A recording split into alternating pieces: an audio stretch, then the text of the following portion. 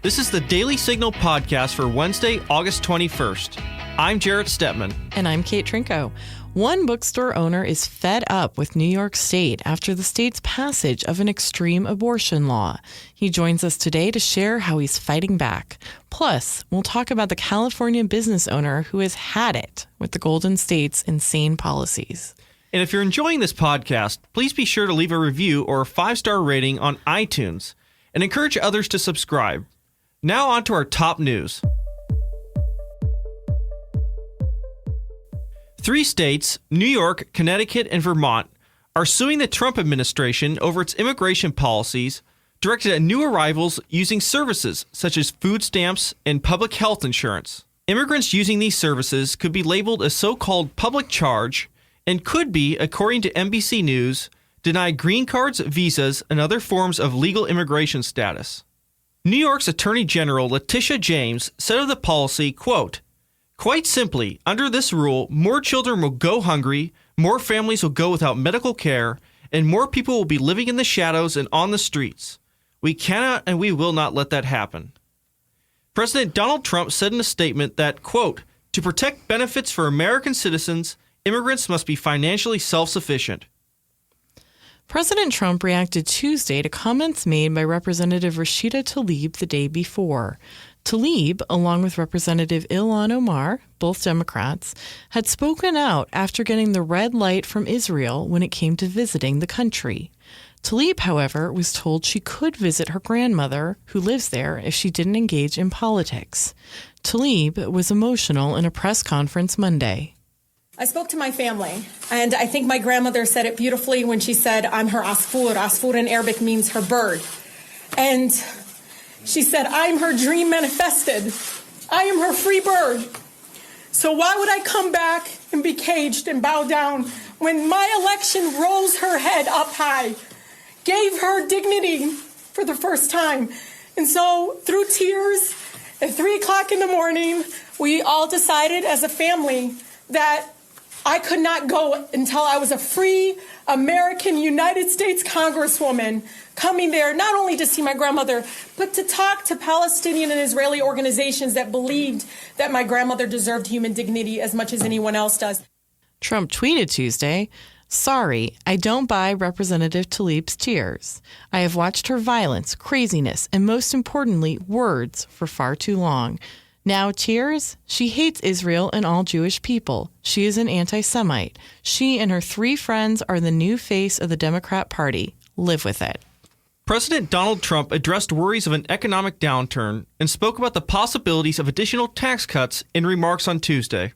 Questions, John? Mr. President, what sort of contingency steps or plans is the White House thinking about to stave off any kind of economic slowdown? We've heard that there's been some talk of a payroll tax cut kicked around, some other tax cuts. You've been talking about a cut in the Fed rate, quantitative easing. What are you looking at? Well, I'd like to see a cut in the Fed rate because that should have happened a long time ago. I think they're being very tardy in not doing it and not having done it sooner. They raised too quickly, and I've been quite vocal on that. They also did quantitative tightening, which was ridiculous. And so, and despite that, if you look, I guess you could call it normalized, but if you look, our economy is doing fantastically. And if you take a look at the previous administration, they weren't paying interest. They had no interest rates. They had loosening, not tightening. And frankly, it's a big difference. And our economy is incredible. Our jobs, you look at the jobs market, but you have to be proactive. And so we really need a Fed cut rate because if you look at what's going on with the European Union, as an example, they're cutting. You take a look at Germany, what they're doing and what they're paying. I mean, they're actually doing something inverse they've never seen. Nobody's ever seen it before. We have to at least keep up to an extent. So right now we're paying a very much higher rate of interest, and we didn't follow the world. And generally speaking, that's okay, but you can't have that much of a disparity. So we're looking for a rate cut. We could be really greatly helped if the Fed would do its job and do a substantial rate cut. Also, they were doing quantitative tightening, very bad to do. They should do easing, actual easing, no tightening, or at a minimum, they should be doing nothing about that. But they have to do a rate cut. The other thing is, we're looking at various tax reductions, But I'm looking at that all the time anyway, tax reductions. That's one of the reasons we're in such a strong economic position. We're right now the number one country anywhere in the world by far. Former Arizona Republican Senator Jon Kyl is looking at Facebook's request at whether the tech giant is biased against conservatives. Now, Kyl, after leading an investigation where dozens of top conservatives were interviewed, has released a report. In its conclusion, the report states, quote, Facebook has recognized the importance of our assessment and has taken some steps to address the concerns we uncovered. But there is still significant work to be done to satisfy the concerns we heard from conservatives, end quote. Meanwhile, Nick Clegg, Vice President of Global Affairs and Communications at Facebook, said in a statement, Facebook gives everyone a voice, no matter what your political views may be, which candidates or parties you support, or which causes you advocate. So we take accusations of political bias made against us extremely seriously. Our policies and how we apply them can have a huge impact, so we have a responsibility to apply them evenly, without favoring one side or another, and without devaluing the principle of free expression. Next up, we'll have Kate's interview with the bookstore owner who's explaining why he's going to move from New York to Texas.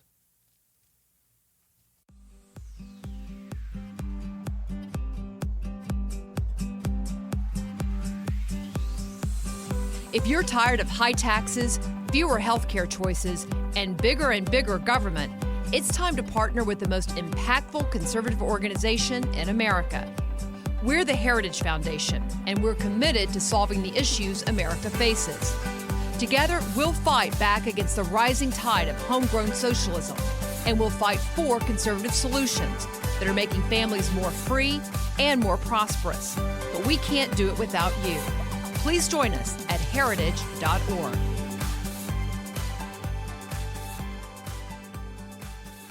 So we're joined today by Jon Speed. He is the bookstore owner of the Book Scout in Syracuse, New York, and a pastor at a Baptist church, Christ is King. Jon, thanks for joining us today. Thanks so much for having me on. Okay, so you've decided to close your bookstore. Can you tell us why? Back in April, I was traveling down to Austin, Texas, to testify on behalf of a bill that would have ended abortion in Texas.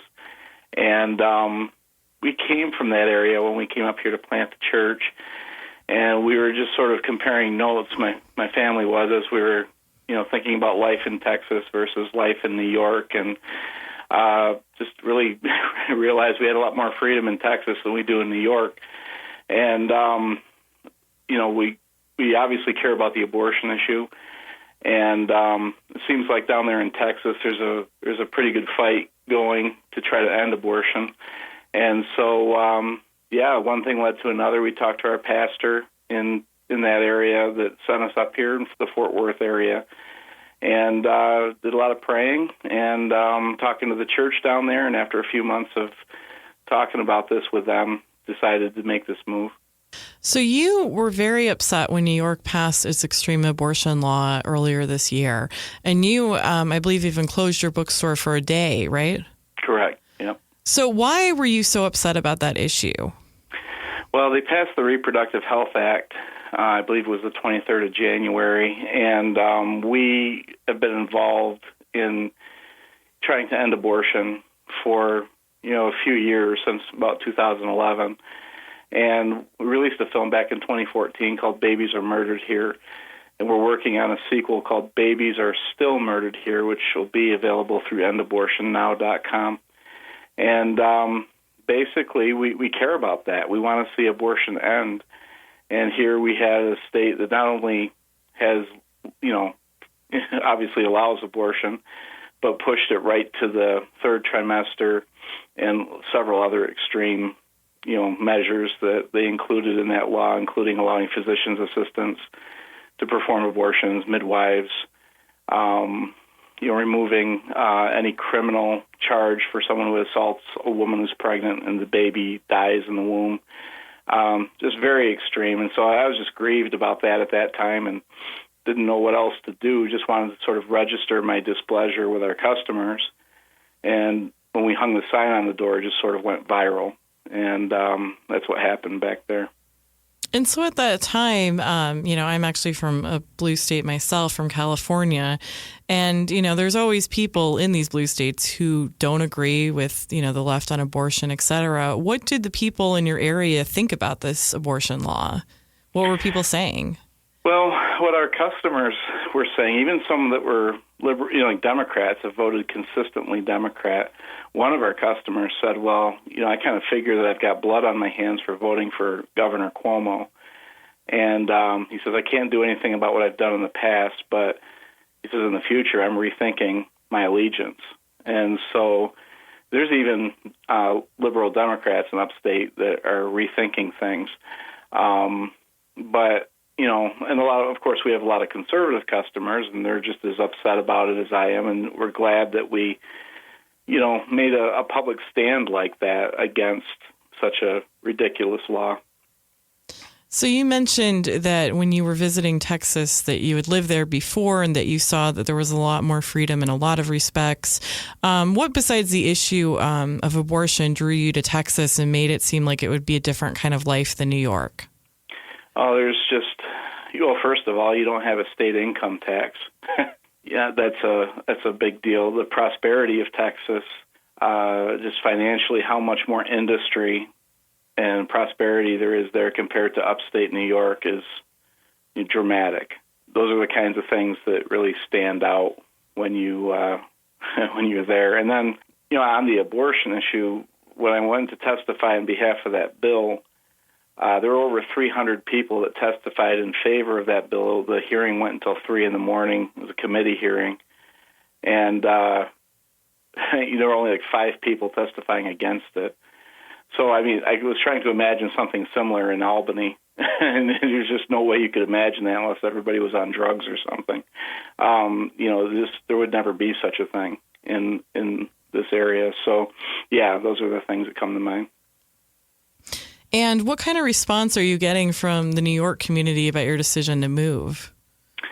Well, Syracuse is kind of a funny place. It's pretty apathetic. They didn't much care the first time around. The people that are not our customers, there's really not much. It's kind of a shrug of the shoulders. It's similar to what Governor Cuomo gives as an explanation why people are moving away. He says, well, it's just there's places that have warmer weather than our area, and that's why they're leaving. They'll try to find any excuse that they can as to why people would leave. They can't possibly imagine that their policies have anything to do with it. And have you known others to leave during your 8 years there? Oh, yeah. Yeah. I've lost quite a few customers that have moved south. I had a guy who was interested in buying the bookstore, and he's not now because his wife wants to move south. There's a lot of, not just move south to get away from the weather, but for the sake of the prosperity in other conservative states. So it's an interesting phenomena we're seeing in recent years where I think both conservatives and liberals are moving to some of these redder states because, for factors you mentioned, like the liberals may not agree with the social issues, but they like the prosperity, they like the relative freedom. What do you, you're just one person, but what do you think this trend is driven by? Well, it's certainly driven by issues of freedom, and tyranny. You mentioned California being a police state. I think that's a fair term for what these places are turning into. And if you're conscious and conscientious, you're aware that you don't have the freedom. And for us, it was something that just started us on the path. For us, it's a spiritual calling. It's a calling of God. God directed us that way. If prayers hadn't been answered the way that they were, we might not be doing this. We wouldn't be doing this. But, it's the thing that got us moving in that direction. And I think at some point, Albany's going to have to wake up and realize that, either they're going to have to do something to turn the tide, the exodus that's happening out of at least New York. I just think that the lines are being drawn. I hate to use the term battle lines, but it's forcing people's hands to do something a little more drastic to try to have some freedom in their lives. Okay. Well, thanks so much for joining us. I hope you have a good move and enjoy the warmer weather down there. Well, thank you. Americans have almost entirely forgotten their history. That's right, and if we want to keep our republic, this needs to change. I'm Jarrett Stepman. And I'm Fred Lucas. We host The Right Side of History, a podcast dedicated to restoring informed patriotism and busting the negative narratives about America's past. Hollywood, the media, and academia have failed a generation. We're here to set the record straight on the ideas and people who've made this country great. Subscribe to The Right Side of History on Apple Podcasts, SoundCloud, and Stitcher today. Small business owner Elizabeth Novak moved her salon out of Sacramento, California, because she says the homelessness problem is out of control. She said in a viral Twitter video directed at Governor Gavin Newsom that the problem has become intolerable. This video is for Gavin Newsom. I've had a business in downtown Sacramento for 15 years. I just want to tell you what happens when I get to work. I have to clean up the poop and the pee off of my doorstep. I have to politely ask the people who I care for these people that are homeless, to move their tents. So I want to know what you're going to do for us. Well, Kate, I think as both native Californians, we can at least have some sympathy with what this, unfortunately, small business owner is going through. But this problem seems to have gotten really bad in California in the last few years, and especially in places like San Francisco and Los Angeles, notoriously, but really around the state, and kind of speaks to some of the dysfunction we've seen there in California.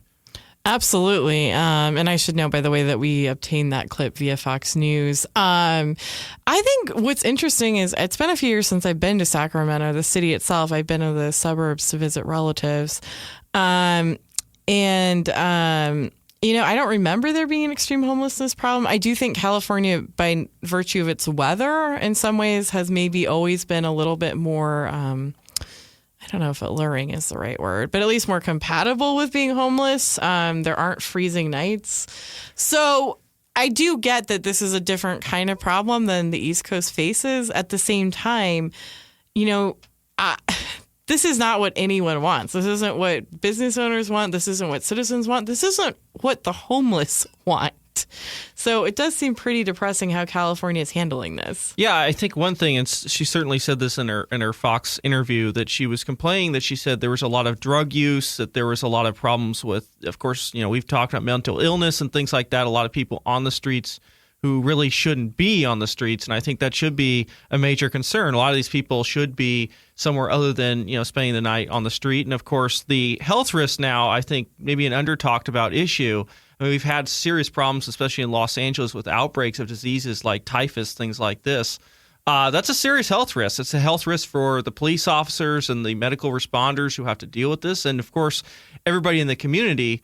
Then you combine that with things like small property crime, and you can see why a small business owner could say, I've had enough.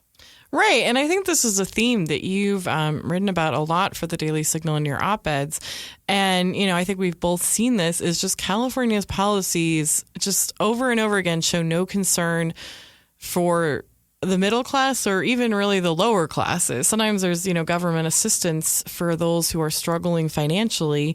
But, again, as I said, this isn't helping the homeless. But it's also like, rich Californians can essentially afford to ignore this problem. They don't have to deal with this. They can pay people to deal with this, et cetera. And I think this just perfectly encapsulates how the cities of California don't care about the middle class. Yeah, it's kind of phenomenal, too. I mean, a state that's focused on banning plastic straws and plastic bags. And yet here we have, beyond crushing poverty, we have homelessness, we have in increasing amounts. Especially small property crime has gotten very bad in places like San Francisco.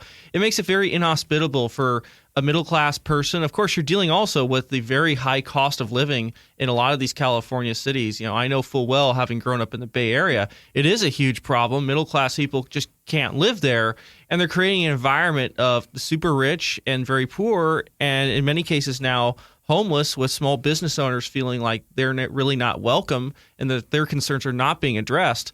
That can kind of continue on for a while, but, we've seen cities, go through a lot of dysfunction, and it suddenly becomes, we've talked a lot recently about the issues that Baltimore has right now. And, this could happen to a lot of California cities too, even though maybe a little bit nicer weather, but these problems won't just continue forever without there being serious consequences. Right. And I'm glad you brought up the housing. I don't know how much that's directly contributing to the homeless problem, but it's hard to believe it's not at least somewhat connected. As you say, the Bay Area where we grew up in, it's insane how expensive it is right now. But it's also very frustrating, at least to me, when I go home, because there is so much California could be doing that they're not doing. One, there's just very little that's zoned for, you can't really have necessarily skyscrapers because of the earthquake stuff, but you can certainly build significantly denser housing than exists in most of the area right now. As well, the amount of protected land near San Francisco is insane. And I love nature and I do think land should be protected, but I think it might be close to half the land area there that's protected right now, which is crazy. And lastly, people are moving further and further out in order to try to have a home for their families. They're commuting insane distances to San Francisco now. But of course, the liberals won't let anyone widen the freeways or make more lanes. And so people literally who have houses their entire lives in their stupid cars, not with their family. Anyway, the disregard for actual human happiness shown by California policymakers is unbelievable. Yeah, and that's why it's so incredible to see that how many people are moving out of places that assumedly are booming, where the economy's doing well, the tech sector's obviously doing great. This is a booming area and people are wanting to leave. That kind of tells you that something isn't quite right with the policies and how things function there. Right. And I think I was reading this article a few months ago that I think was in Slate that was a money diary by an anonymous person. And they claimed to be, I think they had 2 kids and they were a 2-income household. And I think they said together they made $400,000, which is a ton of money. But they were sort of saying we're actually not really wealthy in Silicon Valley because everything costs so much. So I was like, wow. I mean, I have a little bit of judgment for these anonymous people. But I mean, I think that tells you something. If you don't think 400,000, is a huge amount, that the cost of living in that area is just out of control. Yeah, and that's typical Bay Area, and it's definitely too bad for the future of the region. So well, hopefully someday, all the liberals will move out, conservatives can retake California back, then we can get all the beachfront property. There you go. And that'll do it for today's episode. Thanks for listening to the Daily Signal podcast, brought to you from the Robert H. Bruce Radio Studio at the Heritage Foundation. Please be sure to subscribe on iTunes, Google Play, or SoundCloud, and please leave us a review or a rating on iTunes to give us any feedback. We'll see you again tomorrow. The Daily Signal podcast is executive produced by Kate Trinko and Daniel Davis. Sound design by Lauren Evans and Thalia Rampersad. For more information, visit dailysignal.com.